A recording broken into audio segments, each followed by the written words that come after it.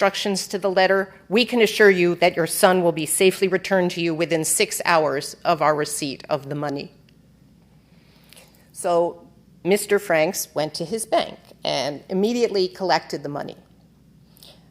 But by the time the kidnappers called again later that afternoon, he was too distraught to pay attention to much of what they were saying on the phone, because he had just gotten another phone call, and this one was from a morgue near the Indiana border, where the body of a murdered boy discovered in a swamp that morning, right around the time the ransom note was arriving at his house, had been identified as Bobby's.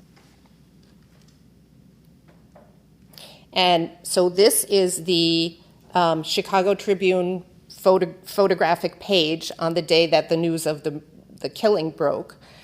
And here you see over on your upper left, this is the iconic photograph of Bobby that almost always appears in any story and stare at the poor Franks family. This is Mr. Franks.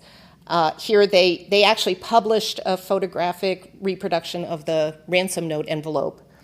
And of course, this is I think the most poignant thing on this page. It's the only two pieces of evidence that were found near the body, one of them being Bobby's knee sock, and one of them being this notorious pair of glasses. So the Leopold and Loeb case was often referred to in its day as the crime of the century. And this mystery of Bobby's murder just transfixed Chicago for the next 10 days. Why would a murderer bother sending a ransom note apparently after he had already murdered the boy? And why would anyone well-educated enough to write such an eloquent, almost literary ransom note be in the kidnapping business in the first place? That is an unusually well-written ransom note, and in fact, detectives also immediately noticed that it sounded suspiciously as if it almost had been plagiarized from a fictional ransom note that had appeared in a recent issue of Detective Story magazine. And when the true identity of George Johnson was revealed 10 days later, the story really went from being a Chicago sensation to being a nationwide sensation. And you can see here in this picture that this is not the Chicago Tribune anymore. This is the Boston Globe with this headline, "Two college men confess to murder of Frank's boy." So George Johnson turned out to be Nathan Leopold Jr. and Richard Loeb, two reportedly brilliant University of Chicago students from wealthy, socially prominent families who were neighbors, and in fact, in Loeb's case, a cousin of Bobby's. So the focus of the story immediately shifted from the who to the why. They had not needed the ransom money. They had no personal grudge against Bobby. In fact, they had pretty much randomly selected him as their victim after stalking a number of other classmates of his that afternoon. On the surface, they personified the kind of attractive, overachieving, well-mannered boys every parent might hope to raise. And yet what they essentially said in their confessions to the police, which were then immediately leaked, that it was going to be the perfect crime. And they would do it again tomorrow, they said, if they could get away with it. So now we're going to shift gears and talk a little bit about the surviving documents. We're going to start with the ransom note because it's definitely one of the creepiest artifacts of the case that has survived. But also, so a lot of people know about the glasses, the infamous glasses, but actually the ransom note was very important in leading the detectives to suspect Leopold in the first place. So detectives had called in a Mr. Hugh P. Sutton of the Royal Typewriter Company to analyze the ransom note. And he could tell that it had been typed on an Underwood portable typewriter purchased less than 3 years ago with a defective lowercase t and f. And furthermore, Mr. Sutton could also tell that the man who wrote this was either a novice at typing or else used 2 fingers, since some of the letters were punched so hard they were almost driven through the paper, while others were struck lightly or uncertainly. Also, in the meantime, police had traced the pair of spectacles that were found near Bobby's body to Nathan Leopold. And detectives were sent to the Leopold mansion to bring him in for questioning. So another remarkable document that has survived is a transcript of this interrogation. And Leopold at first firmly denied that he owned an Underwood portable typewriter. So the police searched his house, and they turned up nothing, but the family maid told them she had seen one in the house until just recently and definitely within the past 2 weeks. And as this line of questioning continued, these two enterprising reporters for the Daily News, who were named James Mulroy and Alvin Goldstein, they also happened to be University of Chicago students and, in fact, were friends and fraternity brothers of Loeb's. So they happened to hear about a law school study group that regularly met at Leopold's house. And members of this group told them that Leopold regularly typed up the notes from the study group and distributed them to the members of the group. So they got hold of, Mulroy and Goldstein, by the way, later won the Pulitzer Prize, not just for their writing about this case, but the fact that they helped break it. So they got hold of these, the study group notes, and they took them to Mr. Hugh B. Sutton of the Royal Typewriter Company, and guess what? The type matched exactly. So then police rounded up the study group members to confront Leopold with the fact that his Underwood portable typewriter did in fact exist. And I'm going to read you a little bit from the interrogations just so you can hear how theatrical this original dialogue really is. And so Leopold, by the way, has now admitted that as recently as 2 weeks ago, he may have had a typewriter, but he can't remember what happened to it, he says. His questioners here are Police Captain Shoemaker and Assistant State's Attorney Joseph Savage.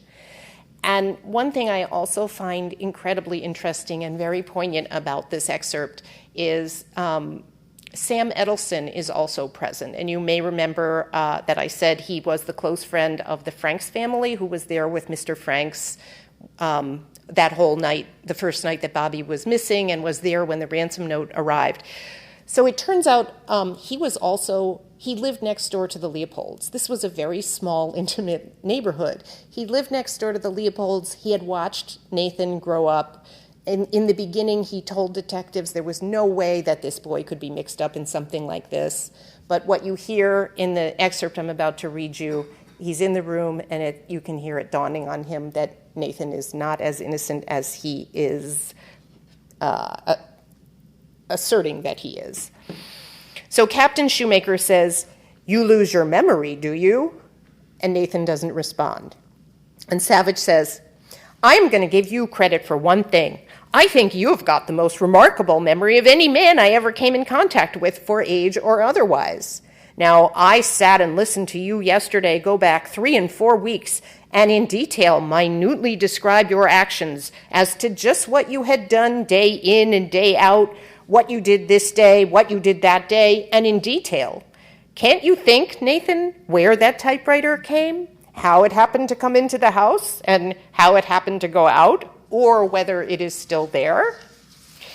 And Leopold says, "I think very probably that if I had been present when the typewriter was brought in the house, and when, if a remark was made about it, that I should certainly remember it, yes, but..." And Savage says, "Well, Nathan, even if you weren't present, there would be something in the way of a letter or note or telephone conversation or something else telling you that the typewriter was there, and you are not one who will forget dates or times or anything else." And Leopold says, "No, I will tell you, this has got me pretty worried." And Edelson says, "Well, I think it would worry you a little bit." And Leopold says, "I am sorry, I am doing the best I can. I don't remember when or how that typewriter got in or out." And Edelson says, "I think you are doing the best you can. The question is whether you are doing well enough." So he is not doing well enough. And even though that isn't quite the thing that triggers his confession, you can really hear the noose tightening around his neck. So now we are going to turn to the confessions, because if you want to know what happened to poor Bobby Franks on his way home from the baseball game that day, who better to tell you than Nathan Leopold himself in his confession? And here I'm just going to show you a page from the book so you can see the way it's laid out. So over there on to your left that's a scan of the actual first page of his confession. I'm not using scans mostly through the book. You can see the excerpt then printed on the other page. Each one of the document excerpts, because I went through 10,000 pages of documents and only took out the most interesting, exciting, relevant parts. And then each chapter opens with this little bit of narrative so you can follow the story from beginning to end. And then over there in the margin, you see what I call a news clip, which is you see how the story is unfolding in the press. And that is often very colorful and not entirely factual, I will say. So the context for what I'm about to share with you from Leopold's confession is he has now begun narrating the story of the murder for the police as a series of problems that they had to solve in the planning. For instance, how they were going to notify the family, how they were going to get the ransom money.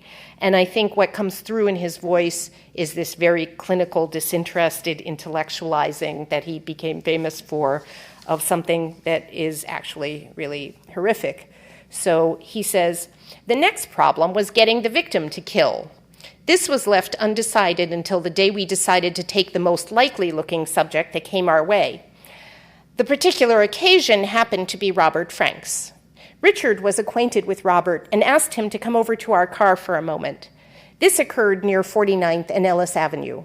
Robert came over to the car, was introduced to me, and Richard asked him if he did not want to ride home. He replied no, but Richard said, "Well, get in a minute. I want to ask you about a certain tennis racket."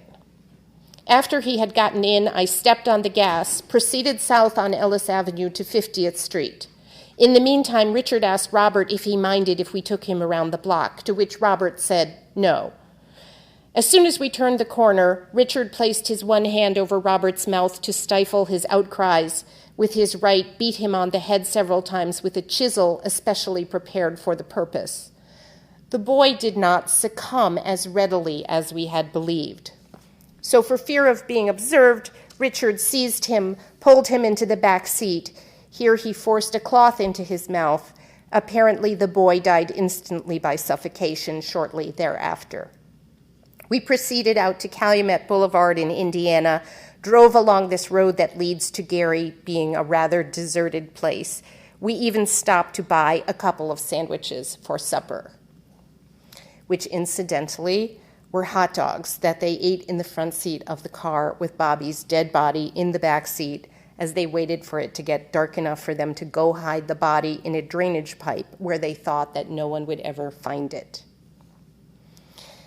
And if you want to know how much remorse they felt about this afterwards, who better to answer that question than Richard Loeb himself, as he told the psychiatrists who were immediately called in by the state's attorney, Robert Crowe, to assess their sanity and hopefully to forestall any potential insanity defense. And here, the immediate background is that Loeb has just said that the only real remorse he feels is about what he has done. The only real remorse he feels about what he has done is for the shame and the trouble that he knows this is going to cause for his very socially prominent parents. So Savage says, "And you feel remorse for them?" And Loeb says, "Yes, sir."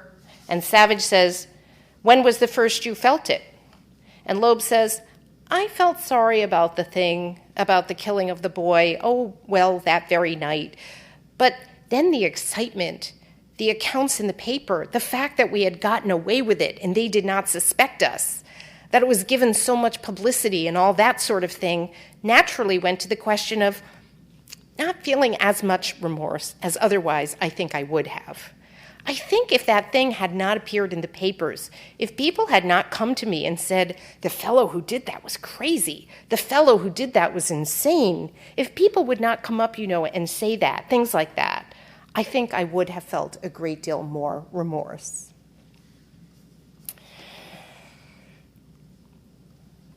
So this brings us to the point where Clarence Darrow, possibly the most famous attorney in U.S. history, enters the picture.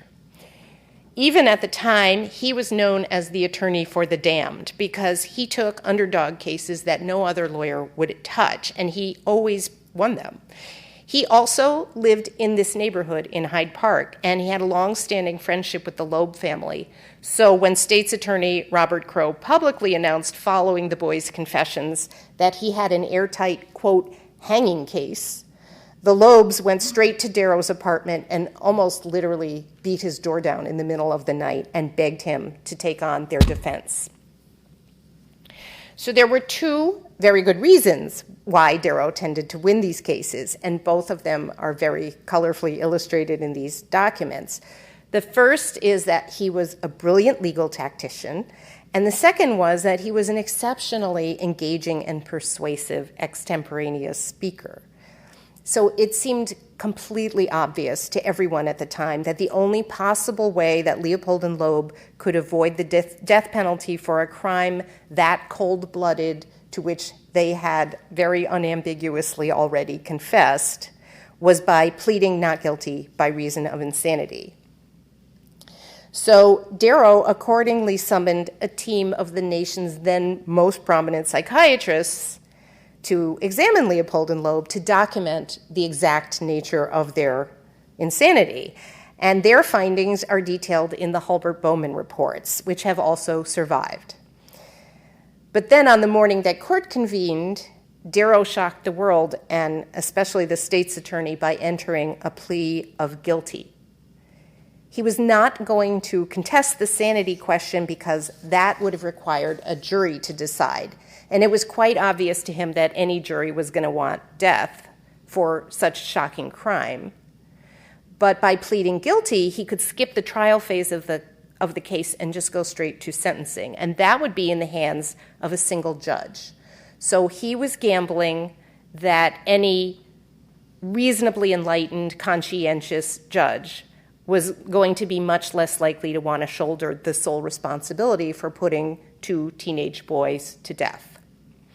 So this tactic led to a fierce 3-day argument between Darrow, who still wanted to introduce the findings of the psychiatrists in order to gain sympathy for the clients and hopefully to mitigate the sentence, and Crowe, who kept insisting that if Darrow thought that the boys were anything short of legally sane and fully responsible for their actions, the psychiatric testimony was irrelevant and shouldn't be admitted, but if he wanted it in there, then they had to call the jury.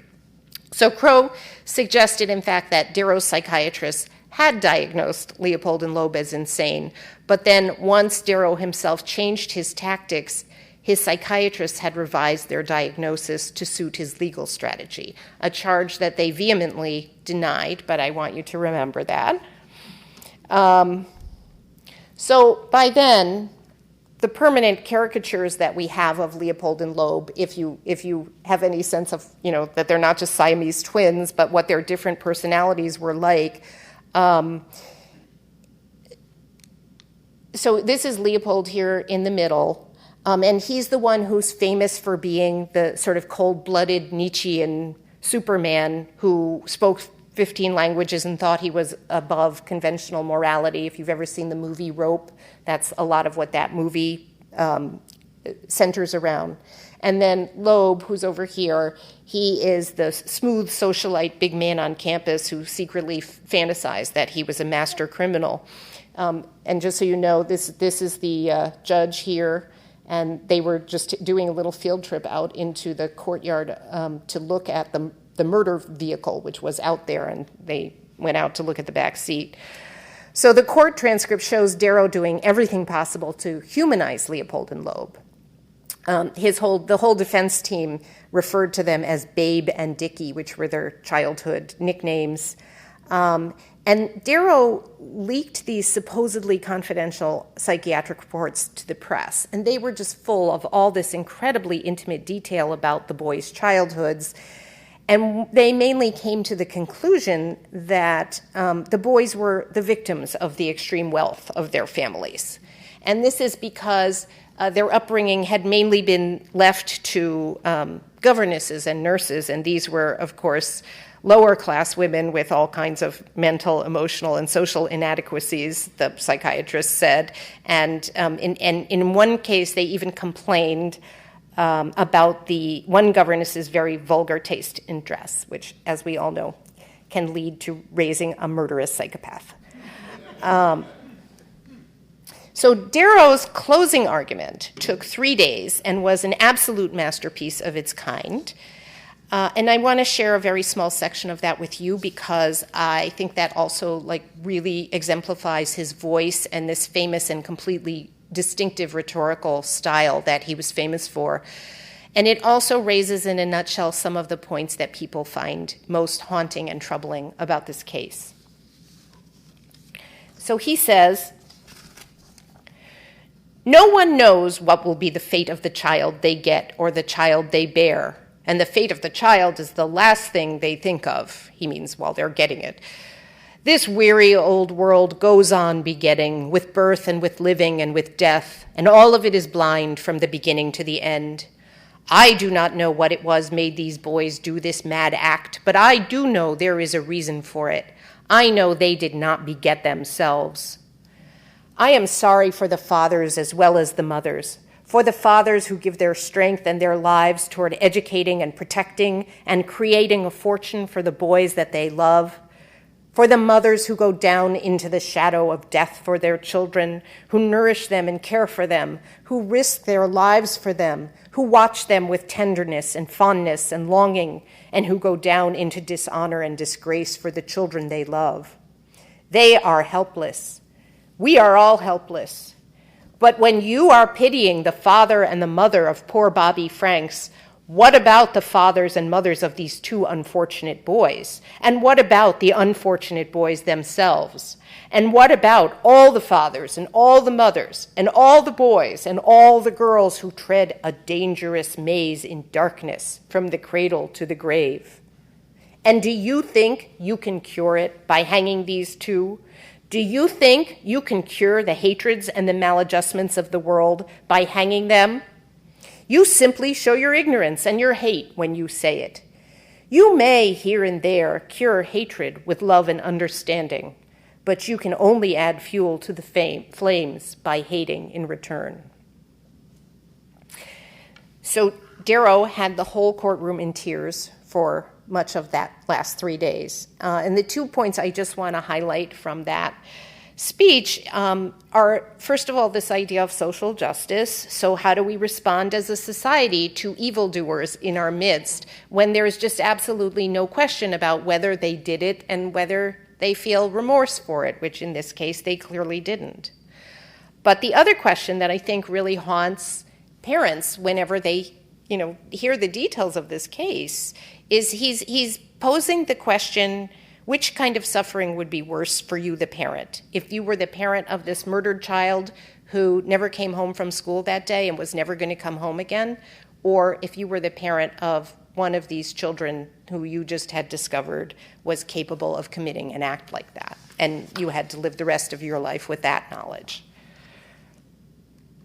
So in the end, Judge John Caverly did not sentence Leopold and Loeb to death, declaring that the defendants were simply too young to be executed.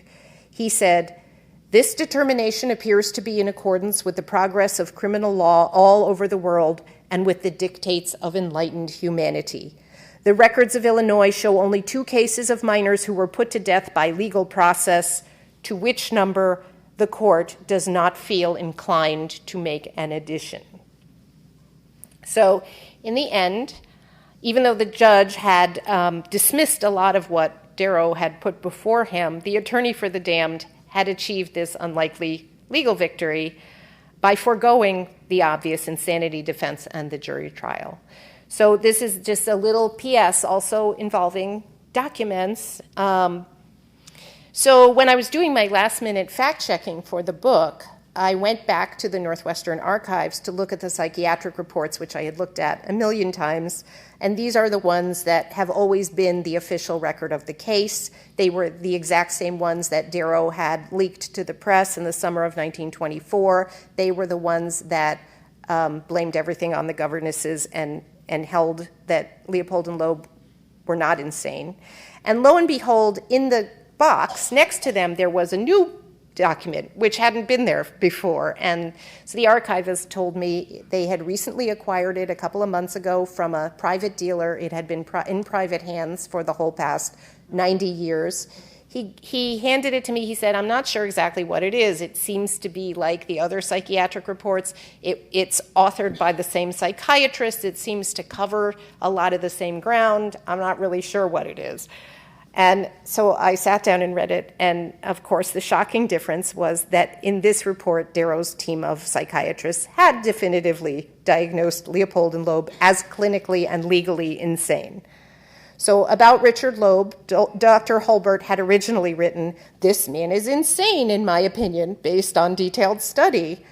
And a second psychiatrist had written about Leopold, "It would seem obvious that under the ordinary conceptions of right and wrong tests, he is insane within the meaning of the law." So this was the documentary confirmation surfacing after 90 years that proved that Darrow had, in fact, suppressed the findings of his own psychiatrists in order to play this little legal trick of avoiding the jury trial, which has paid off for him. And anyone who's ever done archival research, I think, will appreciate the thrill you get when that kind of thing happens. I also just like to say it's a little object lesson in where and why this increasing notion that everything that you need to research is now available online. It's all been digitized.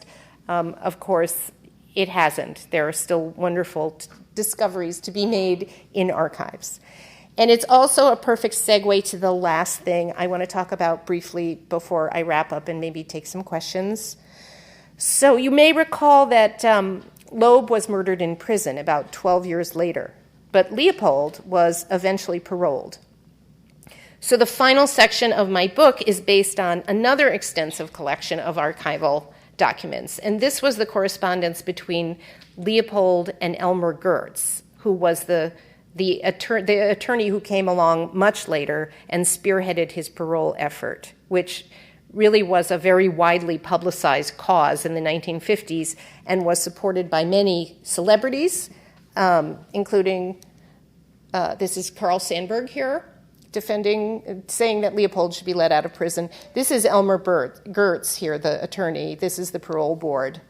But the cause was also supported by Earl Stanley Gardner, who was the writer who gave us the character Perry Mason, and Meyer Levin, the author of Compulsion, who insisted that Leopold's rehabilitation in prison after he had committed the crime of the century should be referred to as the correction of the century. So the whole story of Leopold's later life is not widely known or written about. If that's something you're interested in, or if you're interested in the question of whether or not he really was rehabilitated in prison and how much remorse he actually ever did or did not feel about what he had done, there's a lot of fascinating material in that last part of the book.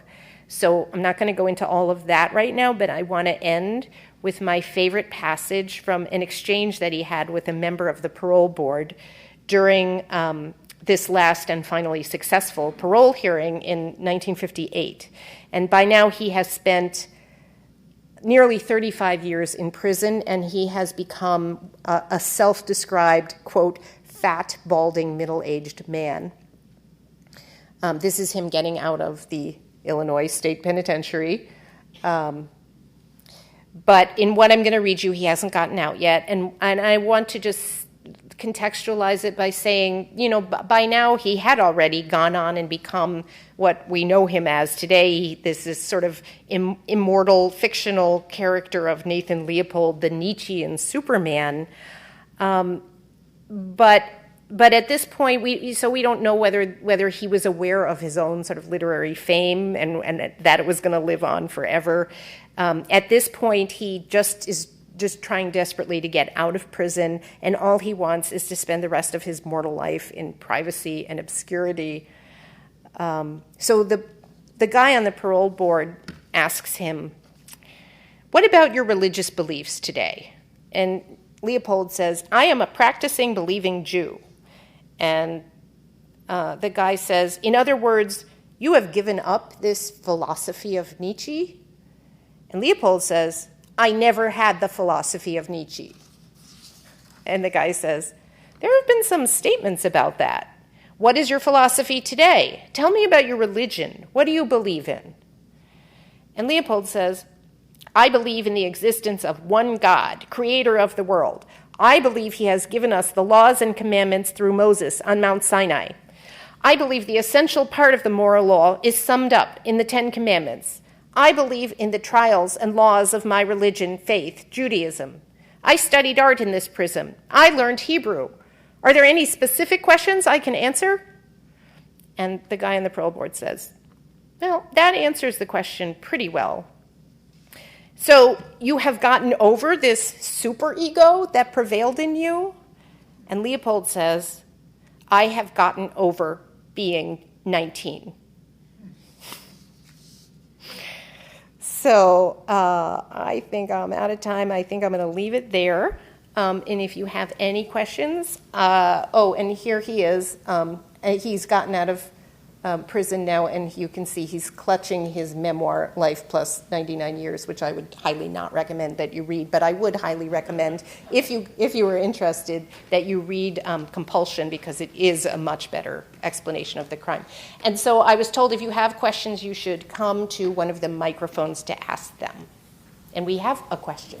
Thank you so much. I was actually, before you got into the fact that he testified that he was Jewish, I was going to ask the question anyway, so yeah. I'm glad you brought it up, because I figured they were.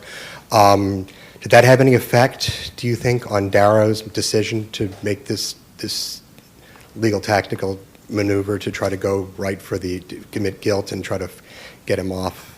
Later, in the sentencing phase, because he was Jewish, there was anti-Semitism around, and the jury may have been more prone to convict him maybe because he was Jewish in that period. I don't know. I'm just... Yeah, that's a good question.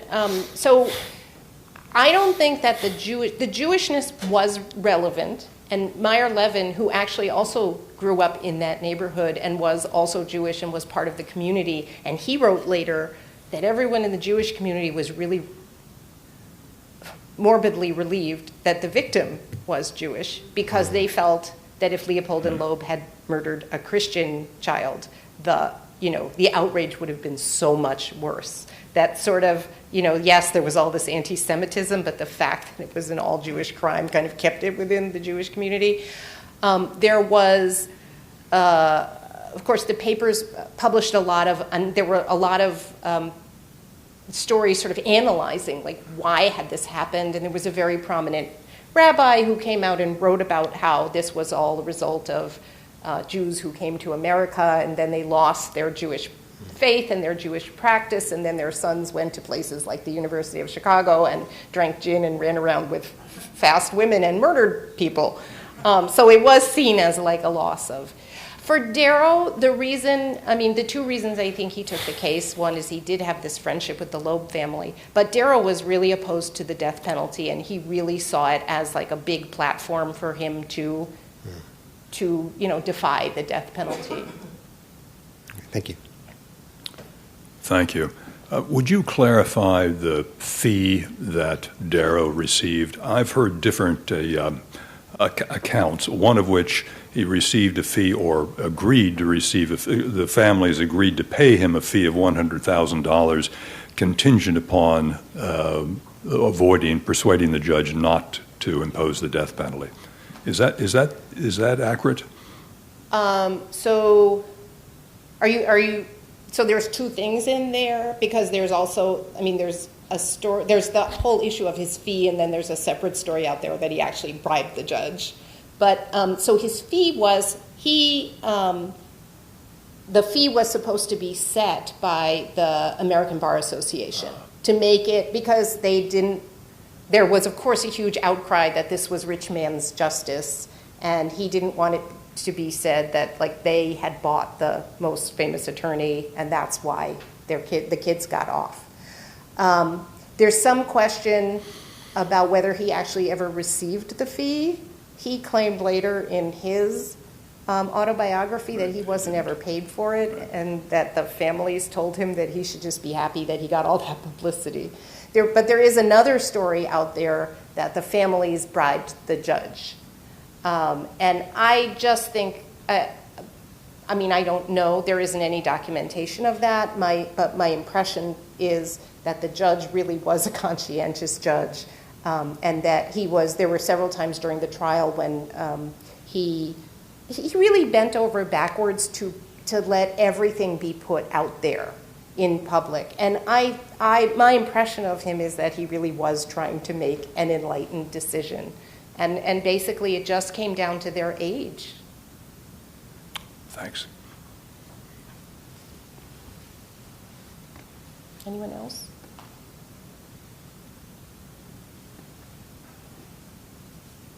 Okay.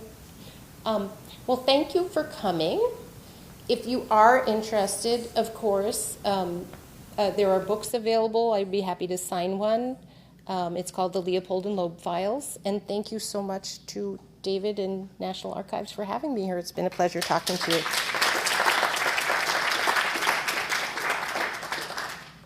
Folks, there will be a book signing one level up.